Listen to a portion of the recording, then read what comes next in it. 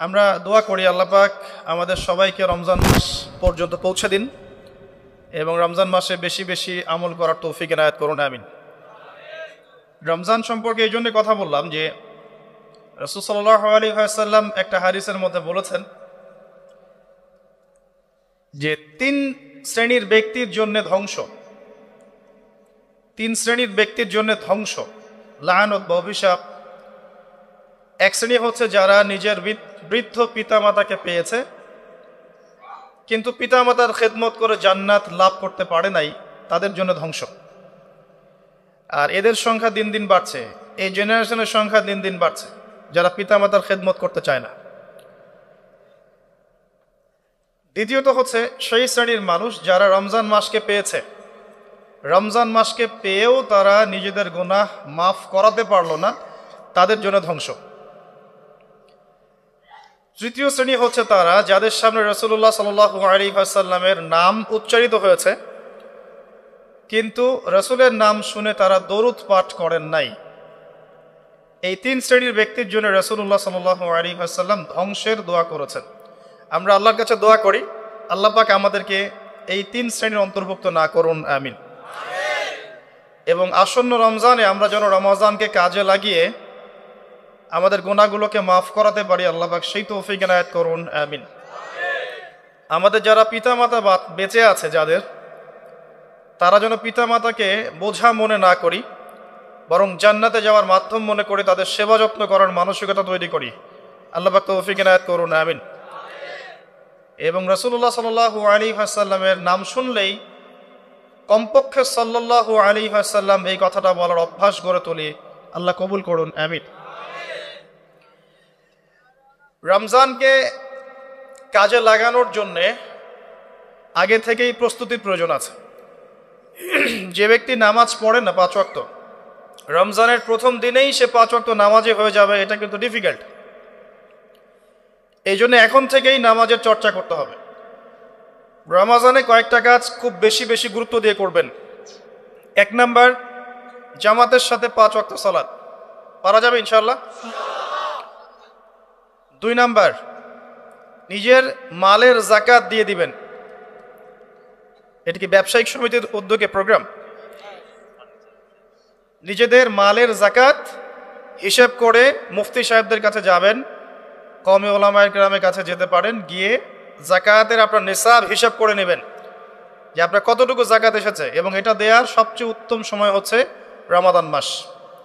যাকাতগুলো দিয়ে দিবেন, আল্লাহ পাক তৌফিক দান করুন। সাদাকাতুল ফিতর দিবেন রমজান মাসে।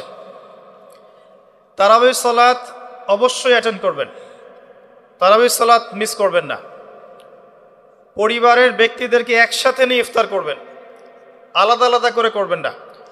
বেশি থেকে বেশি মানুষকে ইফতার করাবেন, সামাজিকভাবে, রাষ্ট্রীয়ভাবে, সংগঠনের উদ্যোগে বা ব্যক্তিগত পর্যায়ে বেশি থেকে বেশি মানুষকে ইফতার করাবেন। এবং কোরআনুল কারীমকে বেশি সময় দিবেন। প্রতিদিন অন্তত পক্ষে 1 পারা করে তেলাওয়াত করবেন। যারা হাফেজ কোরআন তারা পুরো কোরআন হিফজ আবার চর্চা করবেন। যারা আরও বড় লেভেলে আছেন কোরআন গবেষণা করবেন। 5 ওয়াক্ত নামাজের পরে একটা করে হাদিস পড়ার চেষ্টা করবেন মসজিদের মধ্যে। আসর থেকে মাগরিব এই সময়টুকুর মধ্যে, আসরের নামাজের পরে মসজিদ ভিত্তিকভাবে দার্সের ব্যবস্থা করবেন, তালিমের ব্যবস্থা করবেন। 30 দিন 30টা আলাদা আলাদা টপিকে কথা হবে, জনগণ জানতে পারবে। পারা যাবে? ব্যবসায় এই মাসে খুব বেশি লাভের চেষ্টা করবেন না, পরকালীন লাভের চেষ্টা করবেন। সিন্ডিকেট করে দ্রব্যমূল্যের দাম বাড়িয়ে দিবেন না, চেষ্টা করবেন মানুষকে আরও সহজ করে দেওয়ার জন্য। যারা খাবারের ব্যবসা করেন রমজান মাসে বেশি বেশি মানুষকে খাবার খাওয়াবেন, আল্লাহ বরকত দিবে ইনশাআল্লাহ। কাপড়ের ব্যবসা করেন, বেশি থেকে বেশি মানুষকে কাপড় দান করবেন রমজান মাসে। রমজানে মুসলিমদের নিত্য প্রয়োজনীয় যে দ্রব্যগুলো আছে এগুলো যারা বিক্রি করেন তাদের প্রতি অনুরোধ থাকবে যে কৃত্রিম সংকট সৃষ্টি করে দাম বাড়াবেন না, বরং মানুষের জন্য সহজ করে দিবেন, আল্লাহ আপনার রিজিকে বরকত দেবে ইনশাআল্লাহ। বিশ্বের প্রায় প্রতিটা মুসলিম কান্ট্রিতেই রমজান মাসে দ্রব্যমূল্যের দাম নিয়ন্ত্রণে থাকে, কমে যায়, ইল্লাল বাংলাদেশ ছাড়া। কিন্তু আমরাই 90% মুসলিমের দেশ, এই মাস লাভের মাস, পরকালীন লাভের মাস, দুনিয়ার লাভের মাস নয়। বরং রমজান আসার আগেই পুরো মাসের বাজার এবং ঈদের শপিং করে ফেলে দিবেন। রমজান মাসে বেশি বেশি মার্কেটে যাবেন না এবং স্ত্রী সন্তানদেরকেও বেশি বেশি মার্কেটে যেতে দিবেন না। বরং এই মাসে পর্দা আরও বজায় রাখার চেষ্টা করবেন। রাস্তার মোড়ে মোড়ে যে হোটেলগুলো থাকে, ঘোমটা হোটেল, এই হোটেলের মালিকদের প্রতি নসিহত থাকবে যে আল্লাহকে ভয় করেন। হোটেলের বাইরে লিখে দিবেন মুসলিমদের জন্য খাওয়া আমার হোটেলে জায়েজ নাই। এটা করবেন, ঘোমটা না দিয়ে ওখানে লিখে দিবেন যে আপনি মুসলিম হয়ে থাকলে আল্লাহকে ভয় করুন, আমার হোটেলে মুসলমানদের জন্য আলাদা করে খাওয়ার কোনো জায়গা নাই রোজা রাখা অবস্থায়। সেলুনে আছেন যারা, সেলুনে লিখে দিবেন রমজান মাসে আমি দাড়ি কাটি না, কমপক্ষে লিখে দিবেন যে আমার দোকানে দাড়ি শেভ করা হয় না। রমজান মাসে আল্লাহওয়ালা হয়ে যান, লাআল্লাকুম তাত্তাকুন, তাকওয়া অবলম্বন করতে হবে। কিছু টিপস বলে দিলাম। সবচেয়ে বড় কথা হচ্ছে মানসিক প্রস্তুতি। রমজান আসতে যাচ্ছে, একটা মানসিক প্রিপারেশন। এই রমজানের 30টা দিন আমি প্রত্যেকটা দিনকে কাজে লাগাবো। প্রতিটা দিন আমি কোরআনের কিছু অংশ পড়বো, হাদিস কিছু পড়বো, দুটা কথা মানুষকে দাওয়াত দিব, ইফতার করাবো মানুষকে, সাধ্যমতো দান সাদাকা করব, তারাবির সালাতে হাজির হব, কোরআন খতম দিব। এই কাজগুলো করতে কি সরকার বাধা দিবে? প্রশাসন বাধা দিবে? এগুলো আমাদের হাতে আছে। আল্লাহ পাক আমাদের সবাইকে তৌফিক এনায়েত করুন, আমিন। আর এই রমজান মাসে বেশি বেশি খাওয়া এবং দুনিয়াবি কাজে অপচয় করবেন না। সারাদিন রোজা রেখে যদি ইফতার করতে 20টা আইটেম নিয়ে বসি আমাদের পুরান ঢাকার মানুষের মতো, তাহলে অবস্থা খারাপ। রমজানের আধ্যাত্মিকত্ব নষ্ট হয়ে যাবে। কথা কি বুঝতে পারছেন? রোজা রেখেছে আলহামদুলিল্লাহ, ইফতার করার জন্য কি 20টা আইটেমের দরকার আছে? 10টা আইটেমের দরকার আছে? এই যত বেশি ইফতারে খাবে মানুষ তত বেশি সে অসুস্থ হয়ে যাবে এবং তারাবি অন্যান্য ইবাদতগুলো ঠিক মতো করতে পারবে না। আমাদের ক্ষেত্রে দেখা যায় যে সেহেরি আর ইফতারে আয়োজন দেখলে মনে হয় এটা আমার জীবনের শেষ খাওয়া হবে না। কথা বুঝতে পারছেন? এই স্বভাবগুলোকে চেঞ্জ করতে হবে। আল্লাহ পাক তৌফিক ইনায়েত করুন, আমিন। এবার আসেন, মেরাজে যাওয়ার আগে আমরা রাসূলুল্লাহ সাল্লাল্লাহু আলাইহি ওয়াসাল্লামের জীবনীর সামন থেকে আসতে চাই। আর আমি যে কথাটা বলতে চেয়েছিলাম সেটা হচ্ছে রমজান আসার আগেই নবী সাল্লাল্লাহু আলাইহি ওয়াসাল্লামের জীবনী একবার পড়ে শেষ করবেন, ওয়াদা করেন। হাত উঁচু করেন, হাত নামান। সবচাইতে সেরা বই আমার কাছে জীবনীর উপরে, নবী সাল্লাল্লাহু আলাইহি ওয়াসাল্লামের জীবনীর উপরে অনেক বই আছে, তবে আমার কাছে মনে হয় সবচেয়ে বেস্ট বইটা হচ্ছে আর রাহিকুল মাখতুম। নাম মনে থাকবে? রাহিকুল মাখতুম, আল্লামা সফিউর রহমান মোবারকপুরী রাহিমাহুল্লাহ, যিনি এই সাবকন্টিনেন্টের মানুষ ছিলেন, তিনি বইটা লিখেছেন এবং বইটা 1182টা বইয়ের মধ্যে প্রথম স্থান অধিকার করেছে। 1182টা বা 83টা বইয়ের মধ্যে এই বইটা প্রথম স্থান অধিকার করেছে এই সৌদি আরবের কম্পিটিশনে। তো এই বইটার যে প্রাণবন্ত সিরাতের বই আমি আসলে পড়িনি, আর অনেক সিরাতের বই আছে এবং আমি অনুরোধ করব সিরাতের বেশি বেশি বই কিনবেন। একটা সিরাতের বইয়ে সব তথ্য হয়তো থাকবে না, এখানে ভেরিয়েশন আনতে হবে আপনাকে। বিভিন্ন সিরাতের বই কিনবেন, কিন্তু আর রাহিকুল মাখতুম বইটা মাস্ট বি পড়ার চেষ্টা করেন। রমজান মাস আসার আগেই বইটা শেষ করবেন, ওয়াদা করেন ইনশাআল্লাহ। আল্লাহ পাক তৌফিক দান করুন। এবং রমজান মাস আসার আগেই কোরআন তেলাওয়াত শিখে নেবেন, ওয়াদা করেন। আগামীকাল থেকেই প্রয়োজনে স্থানীয় মসজিদে যিনি ইমাম আছেন বা মুয়াজ্জিন সাহেব আছেন বা মাদ্রাসা শিক্ষকরা আছেন তাদের কাছে যাবেন। 1 থেকে 2 মাসের বেশি সময় লাগার কথা না আপনার তাজবিদ শিখতে। সবার তো শিখলেই বিশুদ্ধ হয়ে যাবে না। পড়তে পড়তে পড়তে পড়তে একটা পর্যায়ে আপনার মুখের মধ্যে জড়তা আল্লাহ কাটিয়ে দিবে, তখন আপনি ইনশাল্লাহ ফ্লুয়েন্টলি পড়তে পারবেন। কিন্তু শিখতে, নিয়মকানুনগুলো শিখতে 1 থেকে 2 মাসের বেশি লাগার কথা না। আর আমি জানি আপনারা জীবনে অনেক কিছুই পড়েছেন, আপনারা জীবনে এসএসসি, এইচএসসি, অনার্স মাস্টার সব করেছেন। BBA করেছেন, ডক্টরেট ডিগ্রি অর্জন করেছেন, মেডিকেল সায়েন্স পড়েছেন, কঠিন কঠিন সাবজেক্ট পড়েছেন, বাংলা সাহিত্য পড়েছেন, উপন্যাস পড়েছেন, শরৎচন্দ্র, বঙ্কিমচন্দ্র, হুমায়ুন আহমেদ সব পড়ে শেষ করে ফেলেছেন। রবীন্দ্র নজরুল তো শেষ আগেই। ইংরেজিতে অনার্স করছেন, ইকোনমিক্সে অনার্স করছেন, ম্যানেজমেন্ট পড়ছেন, অ্যাকাউন্টিং পড়ছেন, কঠিন সাবজেক্ট পড়ছেন, ফিজিক্স কেমিস্ট্রি পড়ছেন, বায়োলজি পড়ছেন, কিন্তু 1-2 মাস 3 মাসের মধ্যে আপনি কোরআন শিখতে পারবেন না, এটা আসলে বিশ্বাসযোগ্য নয়। এই ক্যাপাবিলিটি আল্লাহ পাক আপনার মস্তিষ্কে দিয়েছেন, আল্লাহর ওয়াস্তে আপনি কাজে লাগান, ইনশাল্লাহ পরকালে আপনি সফল হবেন। রমজান আসার আগেই শিখতে হবে এই কারণে, যাতে রমজানের প্রথম দিন থেকে আপনি তেলাওয়াত করতে পারেন, ডেইলি 1 পারা। পারা যাবে ইনশাল্লাহ? এই কোরআন কার উপর নাজিল হয়েছে? মুহাম্মদ সাল্লাল্লাহু আলাইহি ওয়াসাল্লামের প্রতি। কখন নাজিল হয়েছে আমাকে বুঝতে হবে। একটু বসেন, রিল্যাক্স হন, আমাকে দেখা না গেলে কোনো সমস্যা নেই, আমার কথাগুলো শুনেন। আর আমি তো জামাই না যে আমাকে দেখতেই হবে। তো নবী সাল্লাল্লাহু আলাইহি ওয়াসাল্লাম যে সময়ে তার উপরে কোরআন নাজিল হয়েছে, এই সময়টা একটু বুঝতে হবে। ওই যুগটাকে বলা হয় কি? আইয়ামে জাহিলিয়াত, মানে কি? অন্ধকারাচ্ছন্ন যুগ। ওই যুগে মৌলিকভাবে অনেক সমস্যা ছিল, কিন্তু মোটা দাগে 5টা সমস্যা ছিল। কয়টা? 5টা। এখান থেকে আমি মেরাজের দিকে যাব ইনশাআল্লাহ। 5টা মৌলিক সমস্যা ছিল। 5টা সমস্যার প্রথম হচ্ছে শিরক। ওই যুগের মানুষরা আল্লাহর সাথে শিরক করত।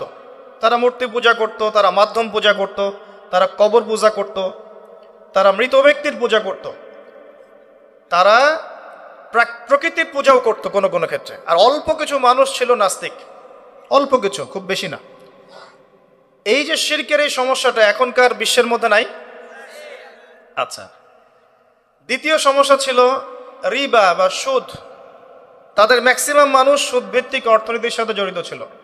এই সমস্যাটা কি এখনকার বিশ্বে নাই? তো দ্বিতীয় সমস্যা ছিল রিবা, যেটা এখনকার বিশ্বের অন্যতম মৌলিক সমস্যা। আপনি যদি বিশ্বের অর্থনীতির দিকে তাকান, আপনি দেখবেন বিশ্বের পুরো অর্থনৈতিক সিস্টেমটা সুদ ভিত্তিক। কেউ এর বাইরে নয়, কেউই বাইরে নয়।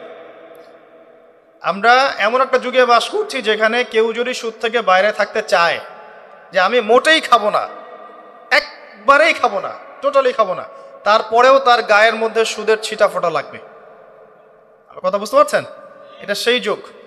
কিভাবে লাগবে সেটা সম্পর্কে জানার জন্যে রিবা কেন্দ্রিক যে বইগুলো আছে, আল্লামা তাকি উসমানীর বই আছে, ইনশাআল্লাহ আগামীতে এটার উপর বিস্তারিত আলোচনা আসবে।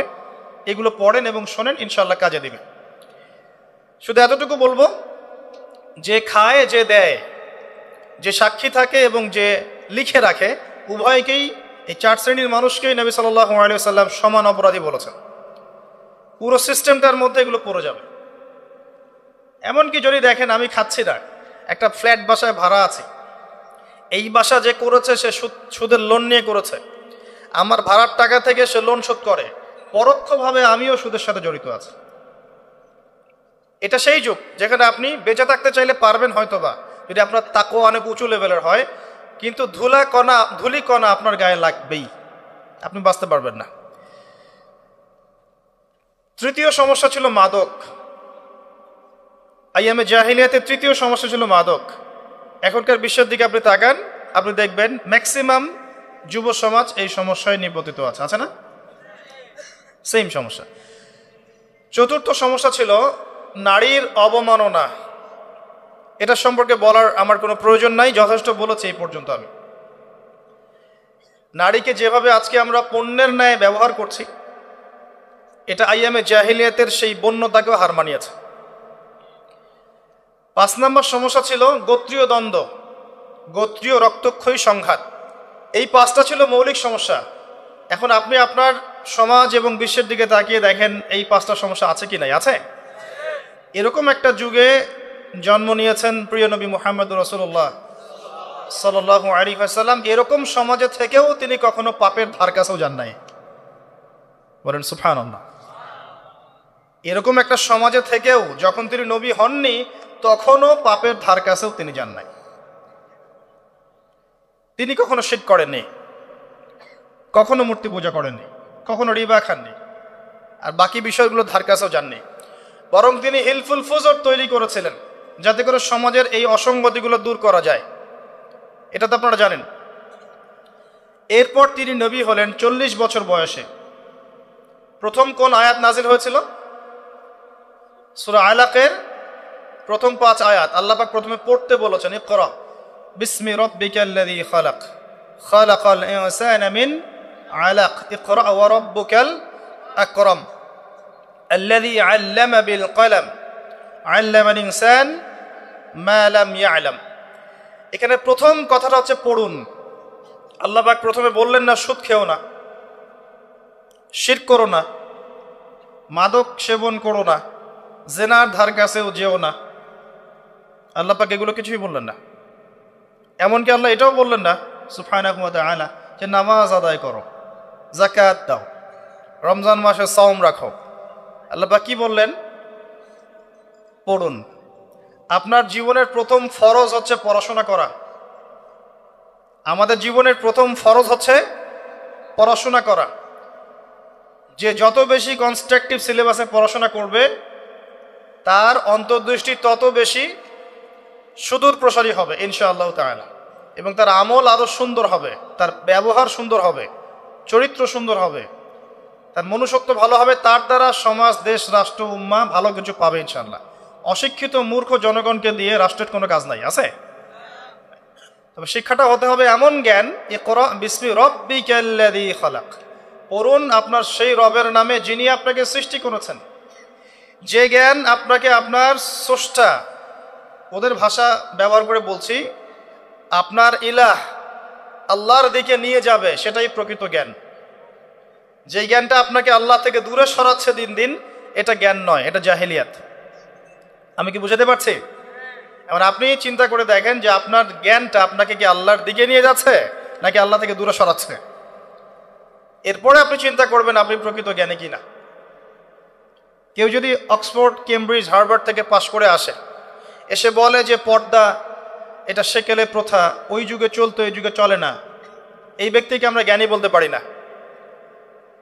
কেউ যদি বাইরে থেকে বড় ডিগ্রি এসে বলে যে ইসলাম আসলে এই যুগে চলে না ওই যুগে চলতো, সুদের মধ্যেই আছে অগ্রগতি আর প্রগতি, ফ্রি মিক্সিং ভালো জিনিস, ছেলে মেয়ে একসাথে পথ চলবে, খারাপ কিছু না, মাদকদ্রব্য খাওয়াই যায়, মানুষ মাদকদ্রব্য খেলে ভালো কাজ করার উৎসাহ পাবে, এরকম কথাবার্তা যদি কেউ বলে, বা আল্লাহর হালালগুলোকে হারাম করে দেয়, হারামগুলোকে হালাল করে নেয়, এই ব্যক্তি বা এই সম্প্রদায়কে আমরা জ্ঞানী বলতে পারি না। কারণ তাদের জ্ঞান তাদেরকে আল্লাহ থেকে দূরে সরিয়ে দিয়েছে। ইকরা বিসমি রাব্বিকাল্লাযী খালাক, পড়ুন আপনার সেই রবের নামে যিনি আপনাকে সৃষ্টি করেছেন। খালাকাল ইনসানা মিন আলাক, যিনি মানুষকে সৃষ্টি করেছেন জমাট বাঁধা রক্তপিণ্ড থেকে। ইকরা ওয়া রাব্বুকাল আকরাম, পড়ুন আপনার রব মহামান্বিত। আল্লাযী আল্লামা বিল কলম, যিনি আপনাকে কলম দ্বারা জ্ঞান শিক্ষা দিয়েছেন। মানুষ জ্ঞান অর্জন করতে পারেনি, প্রথমে আল্লাহ মানুষকে জ্ঞান শিখিয়েছেন। এটাকে বিশ্বাস করেন? ওয়াল্লামা আদামাল আসমা কুল্লাহা, আমি আদমকে সমস্ত নাম শিক্ষা দিয়েছি। কে শিক্ষা দিয়েছেন? আদম আলাইহিস সালামের কি জ্ঞান ছিল? আমাদের জ্ঞান ছিল? আল্লাহ শিখিয়েছেন। আল্লামাল ইনসান মা লাম ইয়ালাম, মানুষকে সেই জ্ঞান শিক্ষা দিয়েছেন যা মানুষ জানতো না। এই আয়াত নিয়ে নবী সাল্লাল্লাহু আলাইহি ওয়াসাল্লামের নবুয়তের জিন্দেগি শুরু হলো। কত বছর জিন্দেগি ছিল নবুয়তের জিন্দেগি? বলতে পারবেন? 23 বছর। 23 বছর। আমরা কিন্তু লেকচারের শেষে একটা কুইজ কন্টেস্ট করব ইনশাআল্লাহ। 5টা থেকে 10টা প্রশ্ন করব ইনশাআল্লাহ। 10 জনকে আমরা পুরস্কৃত করব ইনশাআল্লাহ তাআলা। মনোযোগের সাথে লেকচার শুনবেন। এরপর নবী সাল্লাল্লাহু আলাইহি ওয়াসাল্লামের নবুয়তের জিন্দেগি শুরু হলো। 23 বছর। কত বছর? তার মধ্যে প্রথম 13 বছর হচ্ছে মক্কায়, আর পরের 10 বছর কোথায়? মদিনায়। খুব সংক্ষিপ্ত আকারে বলছি, প্রথম 3 বছর নবী সাল্লাল্লাহু আলাইহি ওয়াসাল্লাম গোপনে দাওয়াত দিয়েছেন। কিভাবে? একদম গোপনে গোপনে, প্রথমে বাড়ির লোকজনকে, তারপর নিকট আত্মীয় যারা তাদেরকে, তারপর যাদের সাথে সম্পর্ক ভালো ক্লোজ তাদেরকে, এরপরে আস্তে আস্তে আমভাবে। এটাই দাওয়াতি কাজের সুন্নাহ।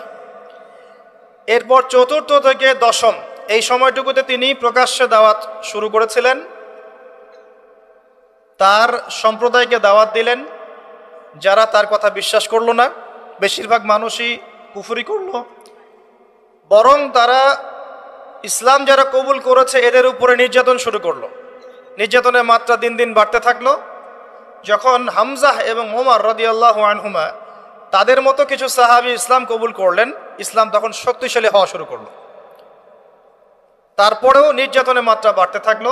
এক পর্যায়ে সাহাবীরা হিজরত করলেন আবিসিনিয়ায়। কোথায়? আবিসিনিয়ায়। প্রথম হিজরত মদিনায় হয়নি, প্রথম হিজরত আবিসিনিয়ায়। এটা হচ্ছে ইথিওপিয়ার পাশে, এখনকার মানচিত্রে ইরিত্রিয়া নামে একটা জায়গা আছে, দেখেছেন কখনো? বিশ্বের ম্যাপ দেখেছেন কখনো? বিসিএস কোচিং যারা করছেন তাদের তো জানার কথা। ইরিত্রিয়া ছিল সেই জায়গা যেখানে হিজরত করেছিলেন সাহাবীরা। সেখানে একজন বাদশাহ ছিলেন, তার নাম বাদশাহ নাজাশী। তিনি একজন খ্রিস্টান ছিলেন, কিন্তু ভালো খ্রিস্টান ছিলেন, সৎ।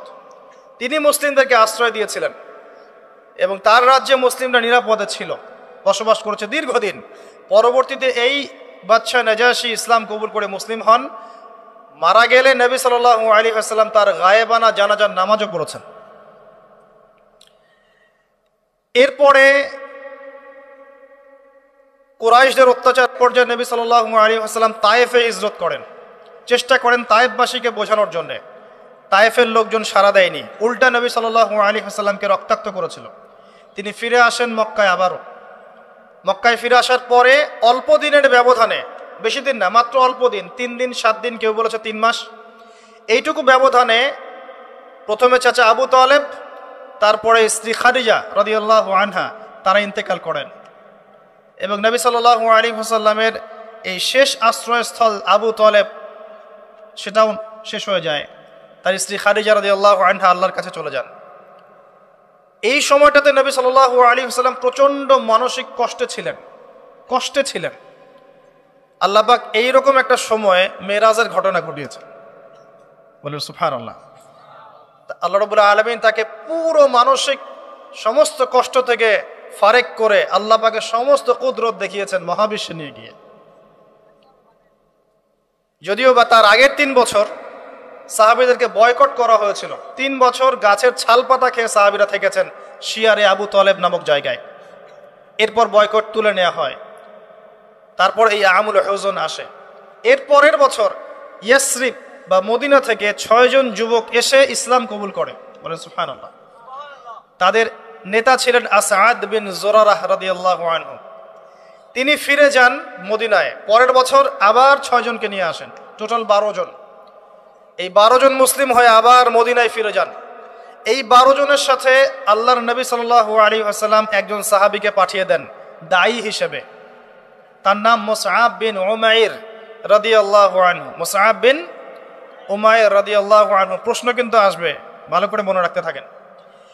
এরপরে মুসআব বিন উমাইর রাদিয়াল্লাহু আনহু এই 12 জন সাহাবীর সাথে যান মদিনায়। মদিনার আগের নাম ছিল ইয়াসরিব। কি নাম? ইয়াসরিব। এর পরের বছর মোট 75 জন, 73 জন পুরুষ আর 2 জন নারী, আওস এবং খাজরাজ গোত্রের, তারা আসেন।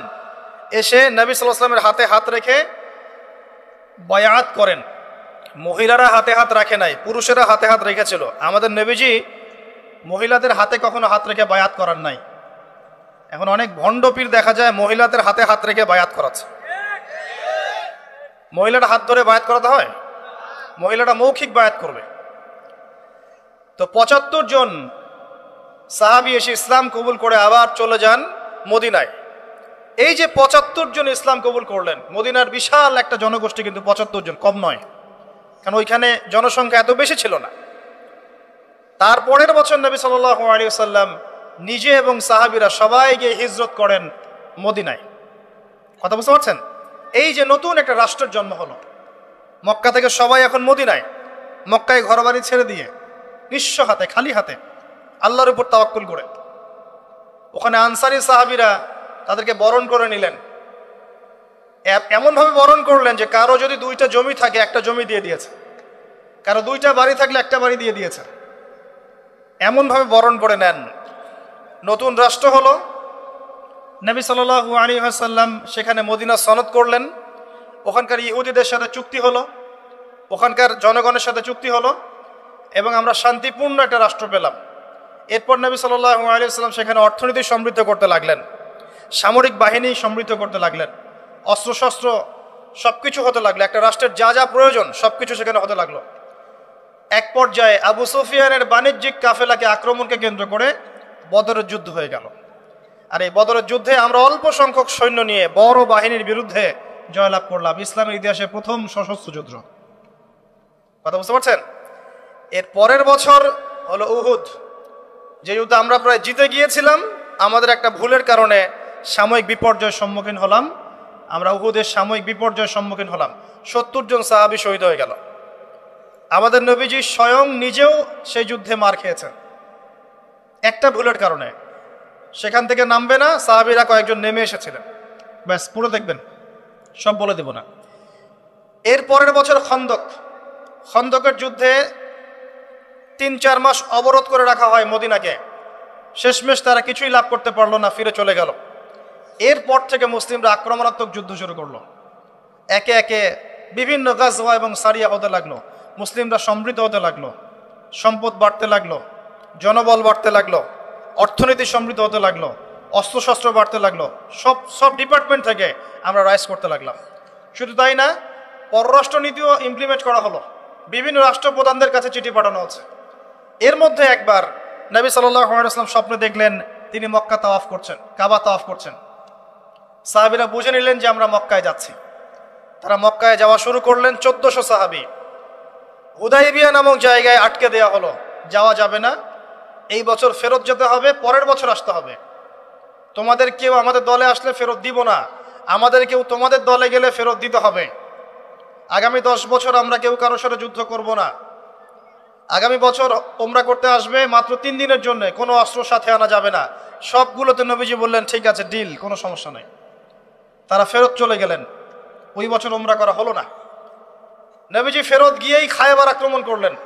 খায়বার ইহুদিরা ছিল, ইহুদিদেরকে পরাজিত করা হলো, খায়বার মুসলিমদের দখলে চলে আসলো।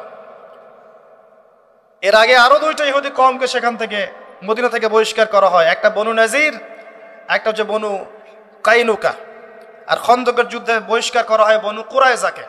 এরা সবাই খায়বার আশ্রয় নিয়েছিল। খায়বারকে আক্রমণ করে ইহুদিদেরকে আরব উপদ্বীপ থেকে বের করে দেওয়া। তার পরের বছর হচ্ছে মক্কা বিজয়। নবী সাল্লাল্লাহু আলাইহি ওয়াসাল্লাম মক্কা বিজয় করলেন, মক্কার সমস্ত মূর্তিগুলো ভেঙে ফেললেন। বেলাল রাদিয়াল্লাহু আনহু কাবা ঘরের উপর উঠে আজান দিলেন। নবীজি সবাইকে মাফ করে দিলেন। দলে দলে মানুষ ইসলাম কবুল করলো। সূরা নসর নাজিল হলো, ইজা জাআ নাসরুল্লাহি ওয়াল ফাতহ। সূরা মাইদা 3 নম্বর আয়াত নাজিল হলো। এরপর নবীজি মদিনায় ফিরে গেলেন। তার মাঝে হুনাইনের যুদ্ধ হয়েছে, এর আগে একটা মোতার যুদ্ধ হয়েছে, তারপর একটা তাবুক যুদ্ধ হয়েছে, ব্যাস।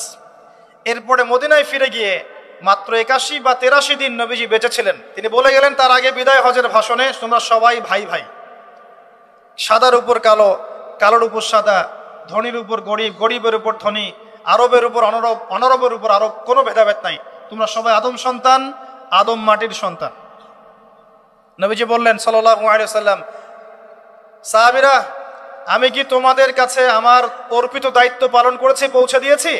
সাহাবায়ে কেরাম বললেন, হ্যাঁ, আমরা সাক্ষ্য দিয়েছি আপনি পৌঁছে দিয়েছেন। নবীজি বললেন, আল্লাহুম্মা ফাশহাদ, আল্লাহ আপনি সাক্ষ্য থাকেন আমি আমার দায়িত্ব পৌঁছে দিয়েছি। এভাবে তার জীবনটা শেষ হয়ে যায়। এই হলো সংক্ষিপ্ত সিরাত, ডিটেইলস পড়বেন।